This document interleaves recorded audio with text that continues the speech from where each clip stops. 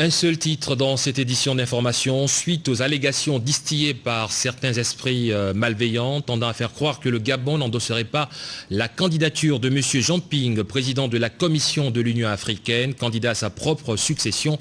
Le ministère des Affaires étrangères de la République gabonaise exprime sa profonde indignation à l'égard de cette propagande mensongère.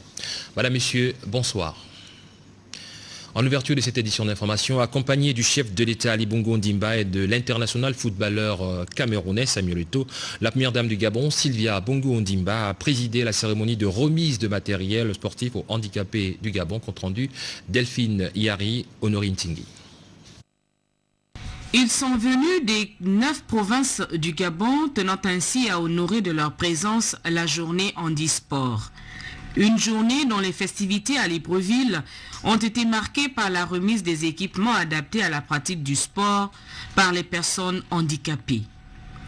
Ce don de la première dame du Gabon arrive à point nommé car ce matériel permettra aux bénéficiaires de renforcer leurs capacités sportives. La Fédération gabonaise du sport paralympique pour personnes handicapées, représentée par les 113 athlètes venus de 9 provinces du Gabon, est heureuse et fière de recevoir une dotation en matière sportive de haut niveau.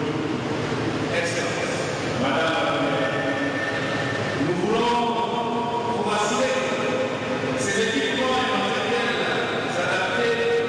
seront utilisés efficacement pour la promotion de nos activités et l'amélioration de nos performances.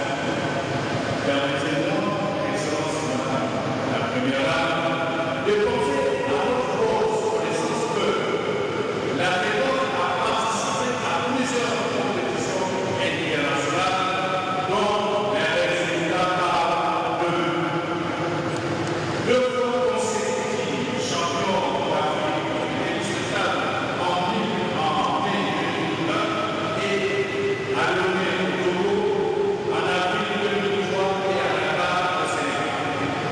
Vice-champion du monde d'athlétisme en juillet 2002 à Lille, en France, la Fédération gabonaise paralympique des personnes handicapées s'est vue passer ici au rang de membre actif par le Comité international paralympique. Du matériel paralympique pour 4 disciplines: le cyclisme, le tennis de table, le tennis de court et le basketball. Le geste de la première dame du Gabon, Sylvia Bongo Ondimba, est une invite à la solidarité nationale envers ces valeureux compatriotes et qui ont plus d'une fois fait retentir notre concorde hors de nos frontières. La valorisation de la personne handicapée est une préoccupation pour l'épouse du chef de l'État. La première dame du Gabon s'active à valoriser le statut des handicapés au Gabon. Nous retrouvons Delphine Yari et Honorine Tingui.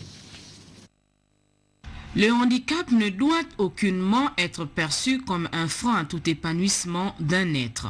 Autrement dit, les handicapés sont des personnes à part entière qui, au même titre que des personnes valides, doivent avoir accès à tous les éléments à même de concourir à leur insertion dans la société en vue de leur implication active dans tous les domaines. Consciente de ce que les sportifs handicapés peuvent être aussi performants que ceux ayant toute leur motricité, Sylvia Bongo Ondimba nous invite à désormais changer notre regard, notre perception du handicap.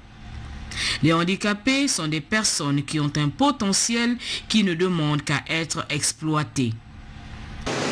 Il ne faut plus que les personnes handicapées soient perçus comme des objets de charité. Ce sont des sujets avec des droits, des membres actifs de la société. Aujourd'hui, je ne vois devant moi que des athlètes. Je ne perçois que confiance et dépassement de soi. Le sport permet de ne plus voir les personnes handicapées à travers leur handicap, mais à travers leur potentiel. Je ne suis donc pas venu vous apporter de la compassion, je suis venu vous parler d'espoir. Handi sportif, vous êtes la preuve vivante que le handicap n'est pas une fatalité. Vous êtes des modèles de courage pour chacun de nous. Devant les carences publiques, c'est vous qui incarnez la politique du handicap au Gabon. Je vous félicite pour vos actions et tiens à vous rappeler mon engagement le plus sincère à vos côtés. Le Gabon a certes ratifié la Convention des Nations Unies sur la protection des droits des personnes handicapées, mais pour la première dame du Gabon, cela n'est qu'un point dans une immensité. Il faut faire davantage pour la valorisation de ses compatriotes. Le Gabon doit réaliser les aménagements nécessaires. Nous devons garantir l'accès des personnes handicapées aux différentes structures de notre pays. L'État doit être prêt à répondre au défi qu'est le handicap. Car le handicap peut toucher chacun de nous, nos hommes, nos femmes, nos enfants. C'est l'affaire de tous les Gabonais. C'est notre solidarité nationale qui est bien sûr en jeu. Les personnes en situation de handicap interrogent à chaque instant notre société et ses lois. Elles nous interpellent pas seulement dans une logique de prise en charge, mais aussi dans ce qu'elle a de plus profond. Sa liberté, son courage et sa dignité. Au terme de la remise du matériel paralympique par la première dame du Gabon et l'international footballeur Samuel Eto'o, l'assistance a eu droit à la prestation de nos sportifs. Laquelle prestation a démontré que Sylvia Bongo Ondimba ne s'est pas trompée sur le compte des handicapés. Il y a réellement des talents cachés en ses compatriotes et qui ont plus que jamais besoin d'une attention toute particulière des autorités compétentes afin qu'ils puissent toujours et encore représenter valablement notre pays à l'international. Nous l'avons dit en ouverture de cette édition d'information, suite aux allégations distillées par certains esprits malveillants, tendant à faire croire que le Gabon n'endosserait pas la candidature de M. Jean Ping, président de la Commission de l'Union africaine, candidat à sa propre succession. Le ministère des Affaires étrangères de la République gabonaise, par la voix de l'ambassadeur porte-parole Jean-Claude Médom, exprime sa profonde indignation à l'égard de cette propagande mensongère. Le ministère des Affaires étrangères tient à rappeler que depuis le mois de mars 2011, M. Jean Ping a fait part au président de la République gabonaise, son Excellence M. Ali Bongo Ondimba, de sa volonté de briguer un deuxième mandat à la tête de la Commission de l'Union africaine et a reçu à cet effet la pleine approbation et les assurances d'endossement et de soutien moral de sa candidature par le Gabon. Ce, au regard de la densité du travail accompli pendant son premier mandat et de l'élan de crédibilité qu'il a su redonner à l'organisation panafricaine en dépit d'un contexte particulièrement tendu. Joignant l'acte à la parole, le gouvernement de la République gabonaise a dûment déposé auprès du conseiller juridique de la Commission de l'Union africaine, au mois de septembre 2011, le dossier de candidature de M. Jean Ping pour le renouvellement de son mandat. Dans le même élan, le président de la République gabonaise a individuellement écrit à chacun de ses pairs africains. L'objectif de cette démarche étant d'informer et de susciter l'adhésion de la plupart des dirigeants africains à son initiative de réintroduire la candidature de M. Ping, qui, au-delà du Gabon, est portée par l'ensemble des États membres de la CEMAC. Justement, à la fin de cette édition d'information, vous pourrez suivre l'intégralité de cette déclaration. Il faut rappeler que depuis le 15 novembre dernier, le président de la République a une fois de plus dépêché auprès de ses homologues africains des envoyés spéciaux porteurs de messages sollicitant le soutien à la candidature de M. Jamping pour un nouveau mandat à la tête de la Commission de l'Union africaine. Parmi ses émissaires, le ministre de l'Intérieur Jean-François Ndongou vient de séjourner au Burkina et en Guinée-Conakry. Compte rendu Jean-Éric Nzengi-Mangala.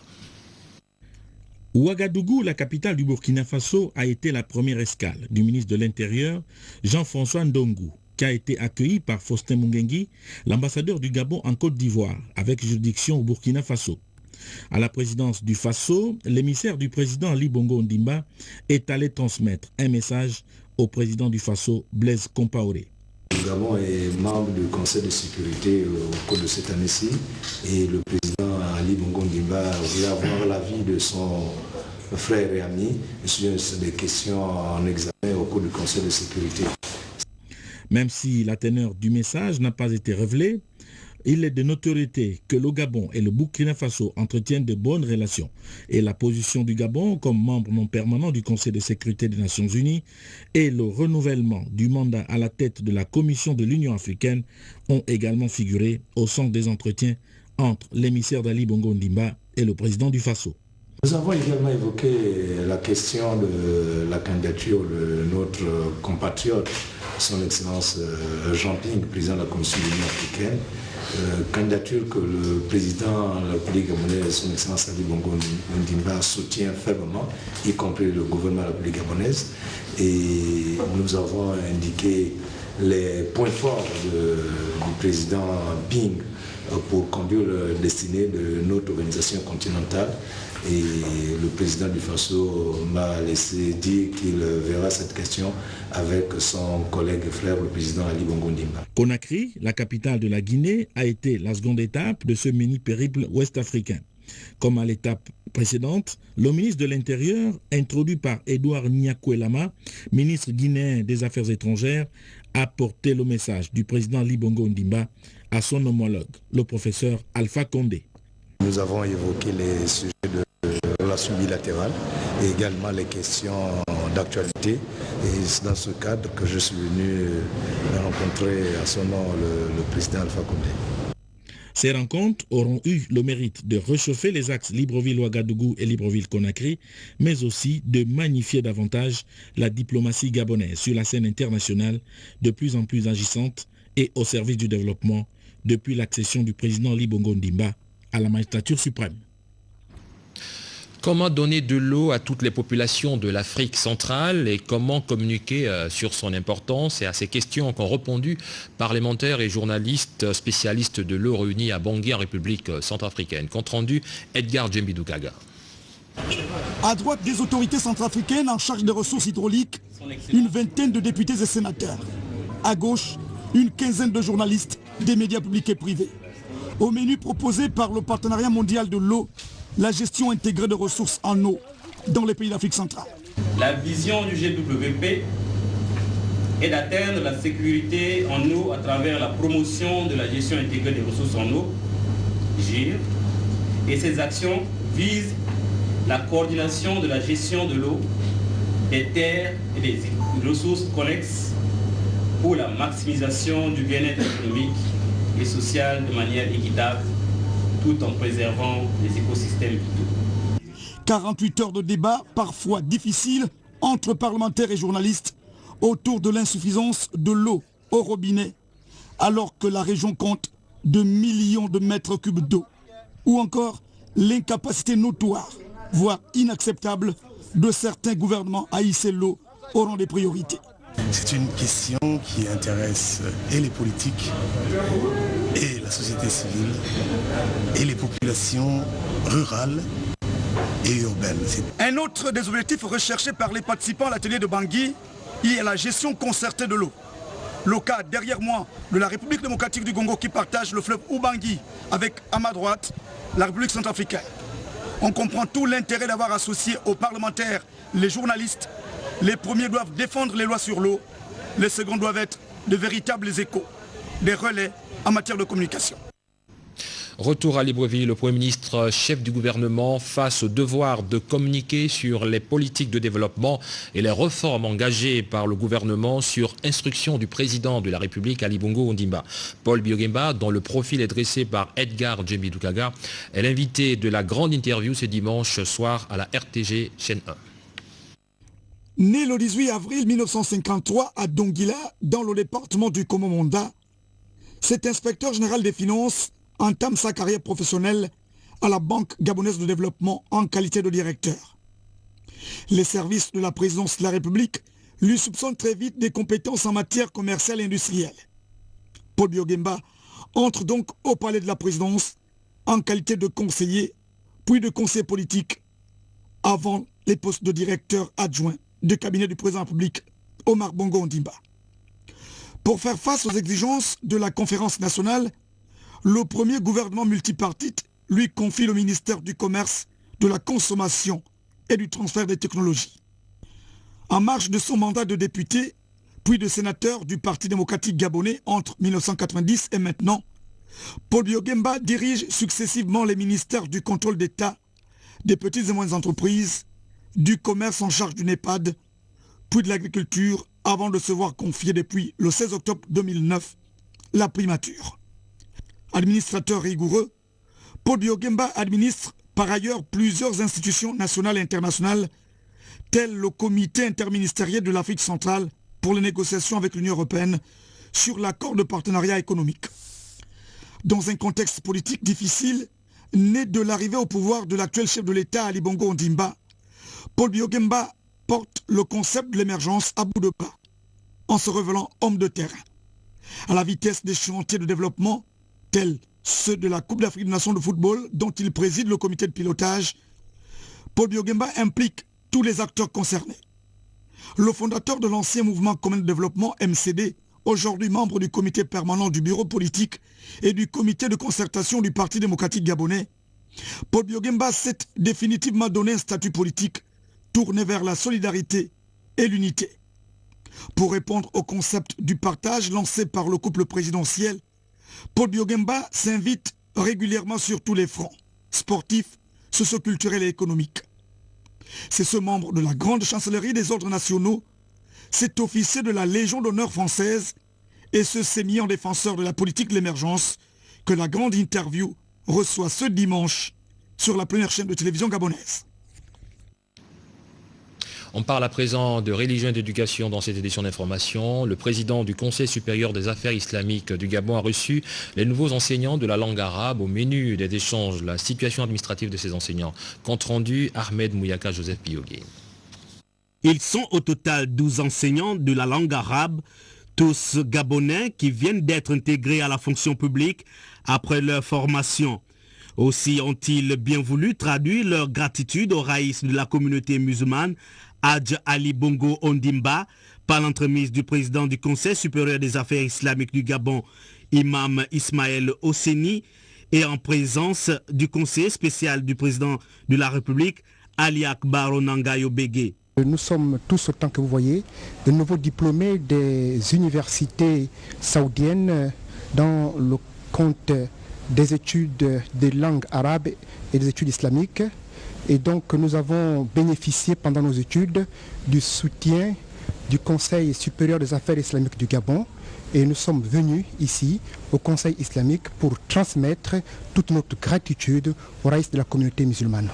Cette démarche a été appréciée à sa juste valeur par le président du Conseil supérieur des affaires islamiques du Gabon. Leur démarche est salutaire et salvatrice. Salutaire parce que ceci est le parfait reflet de ce qui se fait par les autorités du Conseil supérieur des affaires islamiques.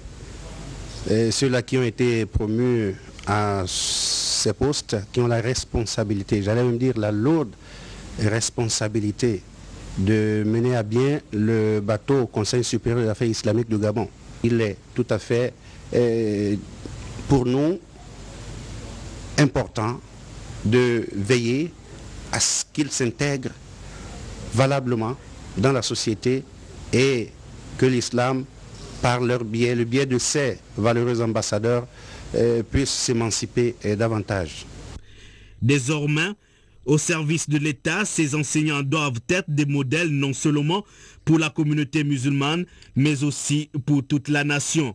En tout cas, ce sont là les conseils qui leur ont été prodigués par les notables de la communauté. Nous restons dans le domaine de l'enseignement pour parler des réformes engagées dans le secteur de l'éducation nationale. Étaient réunis au menu d'une réunion présidée par le ministre de l'Éducation nationale en présence des enseignants des directions généraux de l'ANGT et de l'Agence nationale des bourses. Yolande Ekwara, compte rendu. La liste des réformes entreprises dans le secteur éducatif gabonais reste exhaustive. Le ministre Séraphin Mundunga, face aux enseignants et chercheurs, a dressé le bilan des projets déjà matérialisés dans ce domaine.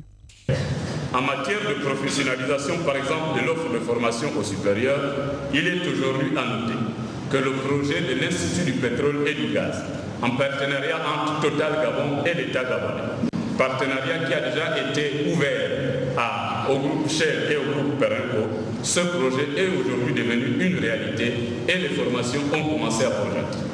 Vous avez également suivi que dans le cadre de la professionnalisation de l'offre de formation supérieure, le groupe Comilor a déjà accepté de pouvoir mettre en place un partenariat avec l'État gabonais pour la création à Mwanda et à Franceville de l'école des mines et des terres rares. Abordant le chapitre de l'avancement des travaux de modernisation de nos universités et grandes écoles, les responsables de l'Agence nationale des grands travaux s'expliquent. La majorité des bâtiments devraient terminer dans les prochains 15 jours au niveau de réflexion. Le bâtiment de l'amphithéâtre, lui, va commencer à peu près dans 2 semaines, 3 semaines, parce que nous attendons la livraison.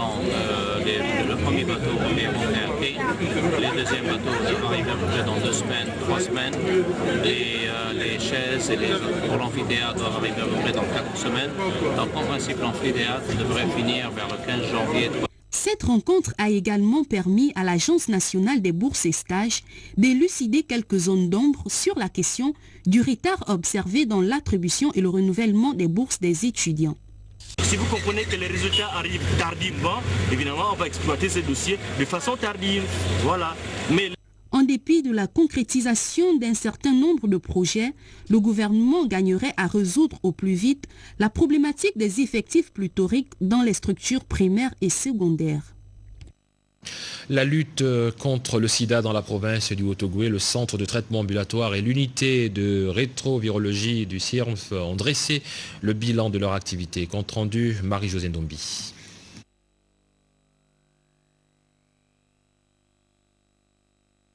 L'objectif zéro, c'est l'idéal auquel s'astreint la communauté internationale dans le cadre de la lutte contre le sida. Un idéal partagé par le responsable du CTA de Franceville qui se réjouit de ce que les populations altogovéennes ont pris conscience de la mesure de ce fléau mondial, au regard du mouvement des personnes vivant avec le VIH vers cette structure, non sans compter avec le soutien du Centre international de recherche médicale de Franceville. Merci de l'opportunité qui m'est offerte ce matin pour pouvoir remercier encore une fois de plus le CIRMF parce que ça va déjà être, nous allons vers la 3e année où notre centre n'a pas d'appareil à CD4. C'est par contre le CIRMF qui aujourd'hui nous permet de faire cet examen. Et n'oublions pas que le CIRMF est là, nous continuons à travailler avec nous, mais nous fait exemple la charge virale gratuitement, alors que d'autres patients dans notre province n'ont pas la possibilité d'avoir des charges virales faites tous les 6 mois comme nos patients ici. Donc nous remercions encore le CIRMF d'être implanté dans la province du Haut-Ogooué pour nous permettre de prendre en charge correctement nos patients. L'établissement de ce partenariat de type clinico-biologique concerne la prise en charge thérapeutique des patients infectés par le VIH-Sida. Les centres de traitement ambulatoire réalisent la prise en charge thérapeutique, c'est-à-dire notamment améliorent l'accès aux médicaments antirétroviraux. Et nous, de notre côté au laboratoire, on essaie de suivre ces patients d'un point de vue biologique pour voir si ces traitements sont efficaces. 2 types d'outils biologiques sont donc utilisés dans ce laboratoire spécialisé du CIRMF. La mesure du taux de CD4. Vous savez, pour l'infection à VIH, il y a une dépression, une déficience immunitaire qui est causée par ce virus. Et grâce aux médicaments, il y a une restauration immunitaire. C'est-à-dire que les chiffres de CD4, quand les traitements sont efficaces, augmentent. Donc ça, on mesure les taux de CD4, on va dire, tous les 6 mois. pour chaque patient. Et puis à côté de ça, toujours pour constater l'efficacité de ces traitements, on mesure ce qu'on appelle encore une fois dans notre jargon la charge virale, c'est-à-dire la quantité de virus qui est présent chez l'individu infecté par le VIH. Et quand les traitements sont efficaces, cette charge virale diminue très fortement. Le Centre international de recherche médicale de Franceville s'intéresse aussi au diagnostic pédiatrique pour des nourrissons âgés de 6 semaines, en vue d'une mise sous traitement précoce du nouveau-né. La page politique de cette édition d'information, le membre du bureau politique Paul Ndonguema, candidat investi du Parti démocratique gabonais pour le compte du deuxième siège du département de la Banga-Bigné dans le district Bifuna-Banga, convie les militants sympathisants du dit parti ainsi que l'ensemble des ressortissants de cette circonscription électorale à prendre part à une importante réunion qu'il animera ce dimanche 4 décembre à 15 h à la mairie du 5e arrondissement de Libreville. Tombée de rideau aujourd'hui à Libreville de la tournée interprovinciale du secrétariat général du Parti démocratique gabonais. Le secrétaire général Faustin Boukoubi a présenté ce matin aux militants de l'Estuaire les 18 candidats PDG aux législatives du 17 décembre prochain. Compte rendu, Patrick Simangoy, Yvette Okosa. L'Estuaire a accueilli dans l'allégresse le secrétaire général du Parti démocratique gabonais et Libreville, dernière étape d'une tournée qui a conduit Faustin Boukoubi dans toutes les provinces du Gabon. Les militants PDG de l'Estuaire ont lancé à Boukoubi un message fort, celui de préserver et consolider l'unité et la cohésion du parti afin que le moment venu, ils puissent de manière sereine et disciplinée faire face aux grands enjeux qui les attendent. Noé Palace du côté d'Okala a refusé du monde. Tous étaient là pour découvrir les 18 candidats qui défendront les couleurs du parti présidentiel le samedi 17 décembre prochain. Ce sont des hommes et femmes dont le Premier ministre chef du gouvernement, Excellence Paul Biya-Gamba, d'ailleurs membre du comité de concertation du parti, des hommes et femmes issus des 13 sièges de la province de l'Estuaire, dont plusieurs bleus, soit un taux de renouvellement de plus de 50% avec une moyenne de 5 candidats par siège. Camarade secrétaire général, la présentation de nos candidats faite par vous-même ici ce jour va permettre non seulement de clore ce processus si longuement entamé, mais également à nos électeurs et à nos candidats d'envisager les lendemains avec sérénité. Aussi, irons-nous au front, galvanisés par ces mots du distingué camarade, je cite, « Chaque militant du parti doit se sentir candidat à cette élection ». Fin de citation. Les militants de l'Estuaire sont donc prêts, camarade secrétaire général, prêts à aller à la bataille comme de vaillants soldats. Avec 63 fédérations, près de 300 sections et plus de 1200 comités de base auxquels s'ajoutent les membres du Conseil national et du comité central, le Parti démocratique gabonais, avec plus de 10 000 membres statutaires dans la province, s'en va à la prochaine élection législative avec les armes à la main. Efficacité, responsabilité et réussite doivent désormais guider les uns et les autres. Occasion pour le secrétaire général du Parti démocratique gabonais de transmettre aux candidats investis les instructions du président du parti à quelques jours de l'ouverture officielle de la campagne. Patrick Simangoy, Yvette Okosa. La tournée du secrétariat exécutif du PDG qui s'achève dans l'Estuaire intervient dans un contexte où tous et chacun regardent avec assurance l'affermissement de la politique de l'émergence dans la province et l'ensemble du pays. Les chantiers ouverts depuis bientôt 2 ans un peu partout par le distingué président du parti, président de la République, chef de l'État, constituent un motif de satisfaction nationale.